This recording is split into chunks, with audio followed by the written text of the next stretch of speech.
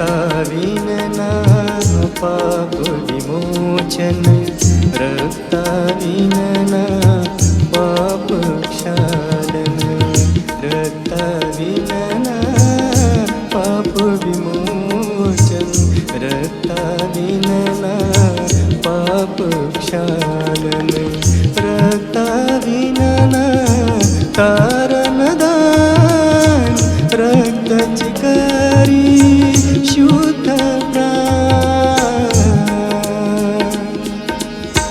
बहुमोल रक्त हे सांडूनी भरली खंडनी मज पाप्याची.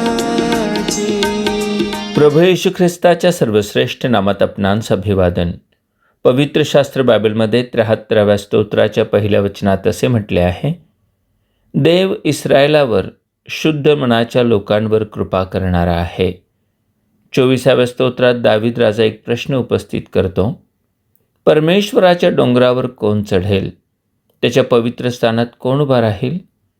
या प्रश्नाचं उत्तरही तोच देत म्हणतो, ज्याचे हात स्वच्छ आहेत आणि ज्याचे मन शुद्ध आहे, जो आपले चित्त असत्याकडे लावित नाही व कपटाने शपथ वाहत नाही, त्याला परमेश्वरापासून आशीर्वाद मिळेल. आपल्या देवाच्या हातून तो नीतिमान ठरेल.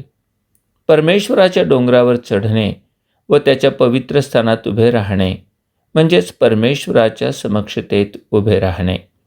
आम्ही जाणतो की परमेश्वर इतका पवित्र आहे की कोणतीही अपवित्र अशुद्ध गोष्ट त्याच्या समक्ष येऊ शकत नाही.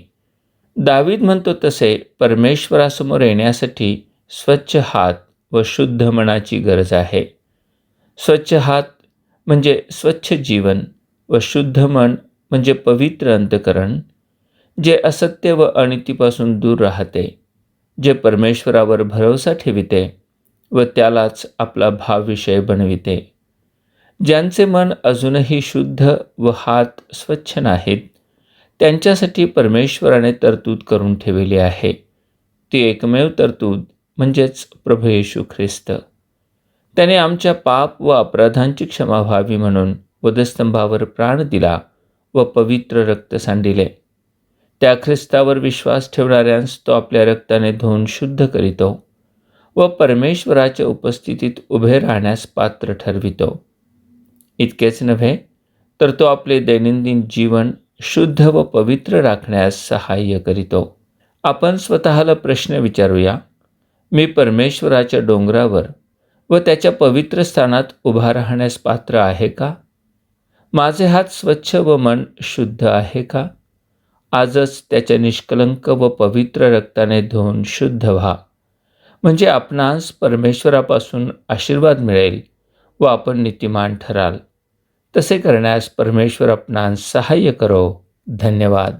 बहुमोल रक्त हे सांडूनी